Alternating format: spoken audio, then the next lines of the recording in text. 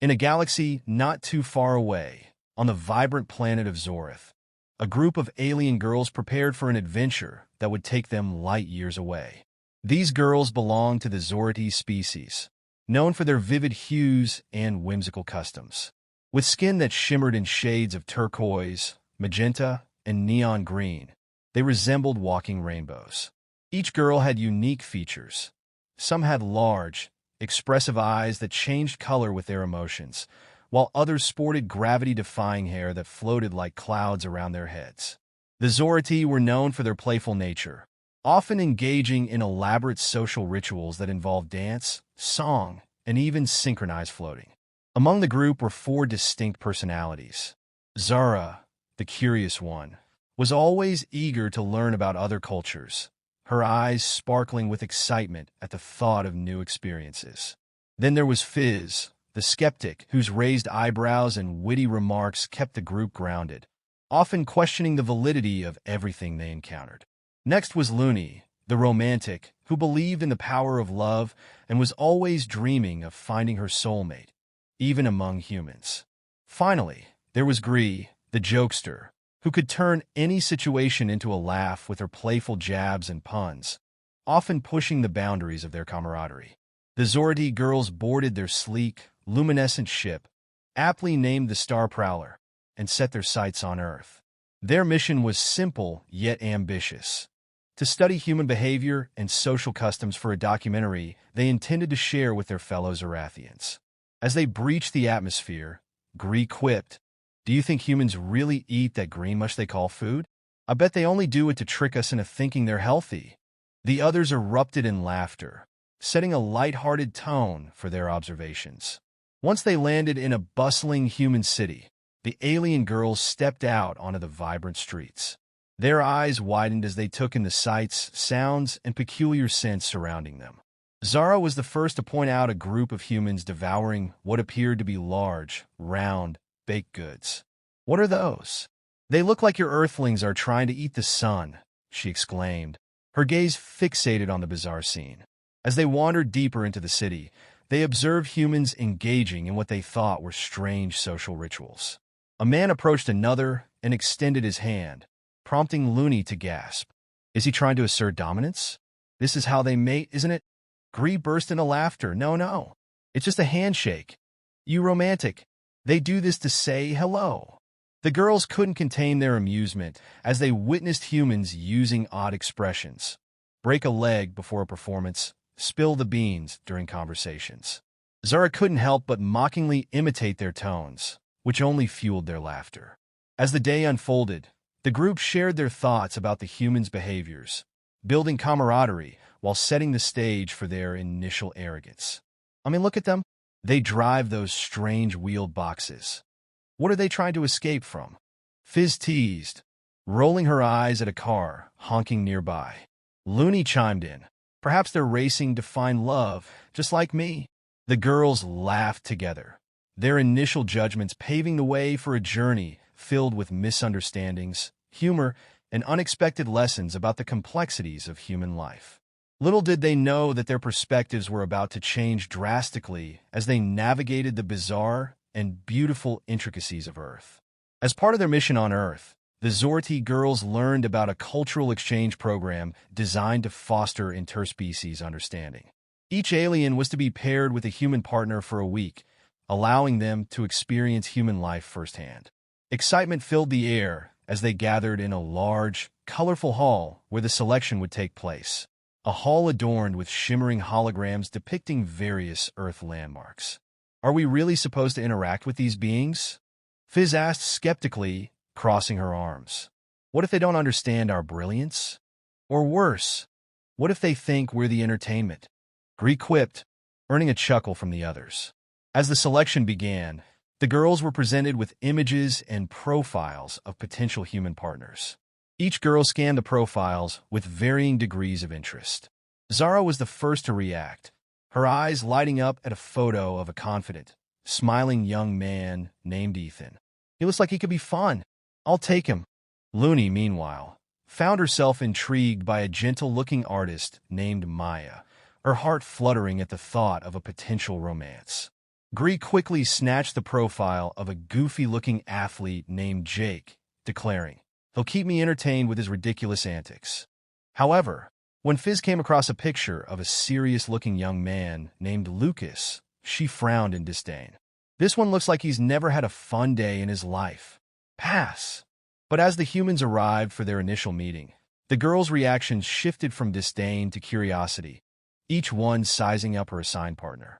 The atmosphere was thick with awkward tension as the girls and their human partners faced off. Zara stood next to Ethan, who was attempting to stifle laughter at the sight of her vibrant appearance. "So, do you eat colors?" he joked, his eyes sparkling with mischief. Zara rolled her eyes but couldn't help but smile. Despite the initial reluctance, Looney found herself drawn to Maya's gentle demeanor, which sparked a flicker of hope in her heart. However, Fizz maintained her skepticism toward Lucas, convinced he wouldn't be able to match her wit. Their first interactions were hilariously clumsy. Zara, eager to impress Ethan, attempted to use a human slang term she had overheard.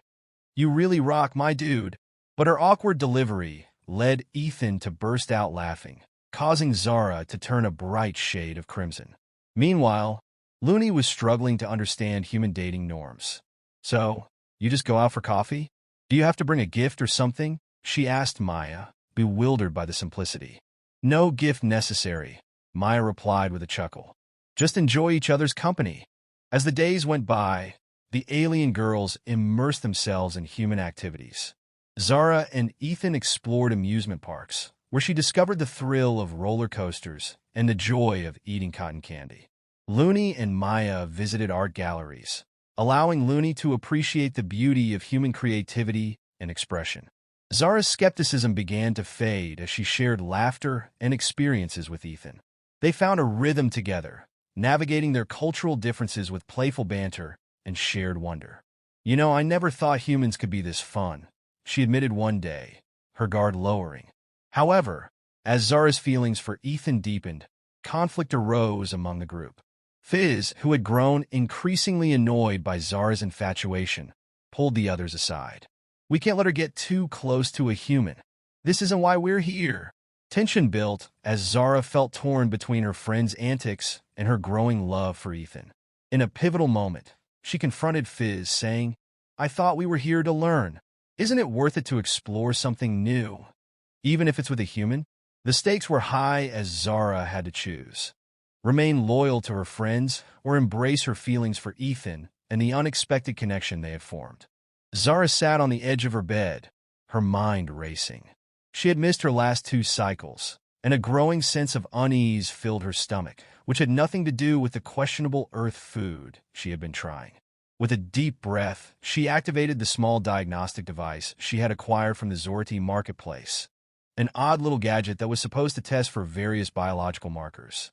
As the device beeped and displayed the word "pregnant" in bright letters, Zara's jaw dropped. "What do you mean, pregnant?"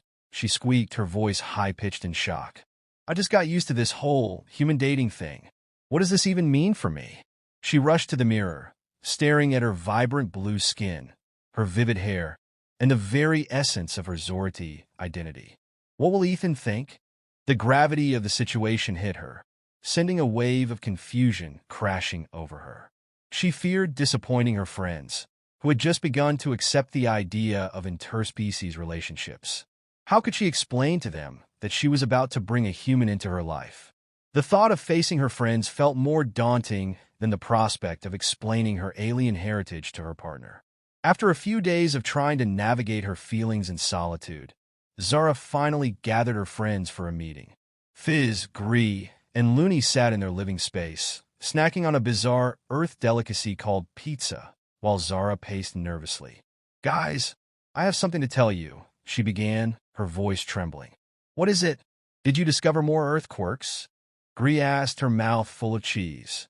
"No, it's serious. I'm pregnant," Zara blurted out, the words hanging heavy in the air.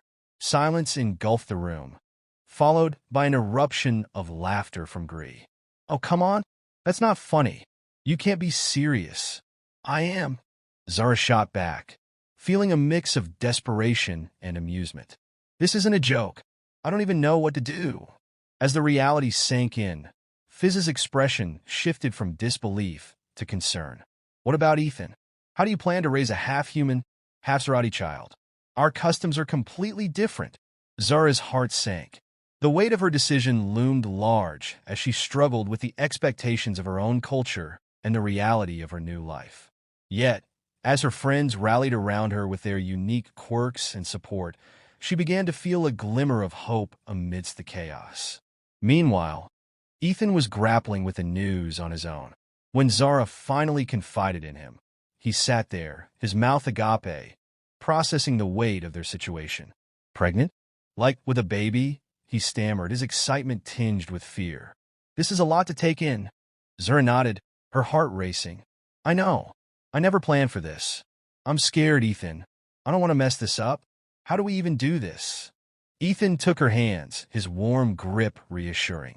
Look, I'm not going anywhere. This is unexpected, sure, but I care about you. We'll figure it out together. Their conversation shifted toward family, revealing their contrasting backgrounds. Zara's vibrant planet filled with communal child-rearing, and Ethan's individualistic Earth culture that emphasized personal responsibility. As Zara considered her options, a pivotal moment emerged. She stood at a crossroads, torn between her Zorati heritage and the love she felt for Ethan. Should I go back to Zorith? Is it selfish to stay here? She pondered, her voice barely above a whisper. Ethan looked into her eyes, filled with determination. Whatever you choose, I'll support you. But know that this baby, this family, it's real, and so are we. We can create our own path, mixing our worlds together. Zara's heart swelled at his words, the warmth of his acceptance dissolving her fears. In that moment, she realized that love was the greatest force in navigating the uncertainties of life. No matter the challenges ahead, she felt ready to embrace her new reality, determined to bridge the gap between her two worlds for the sake of their future. As Zara stood in the living room of her Earth apartment, she gazed out the window at the bustling city below. The decision to stay on Earth, to embrace this new life and all its responsibilities, filled her with a mix of excitement and trepidation. The vibrant colors of the city mirrored her own feelings, conflicting yet beautiful. She felt the weight of her choice, knowing it meant forging a new path not just for herself, but for her child and her relationship with Ethan. Are you ready for this? Ethan asked, stepping beside her, his presence calming her swirling thoughts. I know it's a lot to take in. I am, she replied with newfound conviction. I want to raise our child here, with you. I want to experience everything this world has to offer. A smile spread across her face, and Ethan wrapped an arm around her shoulders, drawing her close. Her friends had rallied around her, transforming their initial skepticism into unwavering support. Gree, Fizz, and Looney began adapting to human customs, laughing together as they navigated the quirks of Earth life. I can't believe you guys eat food that comes in jars, Gree exclaimed while examining baby food at the grocery store. This is a whole new level of weird. And look at this. Looney held up a stuffed bear, its fluffy body contrasting sharply with her shimmering blue skin. Should we get this for the baby or an inflatable Zorati for a more authentic experience? Their collective laughter filled the aisles, transforming what could have been a daunting task into a series of comedic moments. Shopping for baby items turned into an adventure as they explored the bewildering array of products. From bottles to diapers, Zara found herself explaining the concepts of swaddling and naps while Fizz tried to argue that a Zorati approach, like communal sleeping, was far superior. The girls experienced their own comical misunderstandings, especially when it came to cravings. Zara craved spicy foods, only for Gree to panic after seeing her devour an entire jar of pickles with hot sauce. Are you trying to summon an intergalactic force?